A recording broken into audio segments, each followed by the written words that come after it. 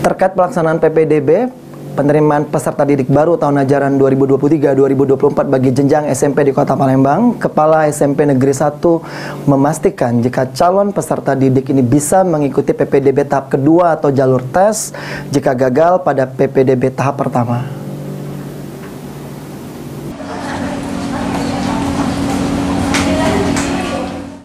Pelaksanaan penerimaan peserta didik baru PPDB tahun ajaran 2023-2024 telah dibuka untuk jenjang SMP Negeri se-Kota Palembang.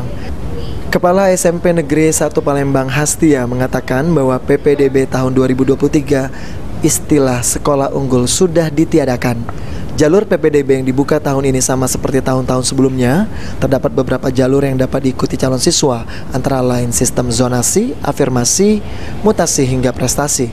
Jumlah kuota yang tersedia tiap jalur pun berbeda. Untuk zonasi menjadi jalur yang memiliki kuota penerimaan yang paling besar, yaitu 50%. Penilaian sistem zonasi dapat dilihat melalui domisili yang tercantum dalam kartu keluarga. Untuk jumlah penerima PPDB tiap sekolah berbeda-beda.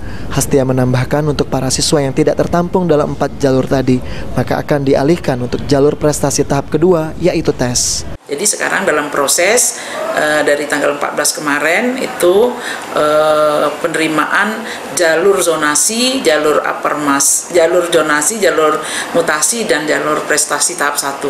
Nah, nanti kalau misalnya di 3 jalur ini tidak tertampung di kota kita, karena kan kita itu zona 50%, prestasi non akademik 5%, kemudian mutasi 5%. Nah, semua anak-anak yang mendaftar yang tidak bisa kita terima di 4 jalur tadi, maka dia akan kita alihkan dengan prestasi tahap 2, yaitu tes.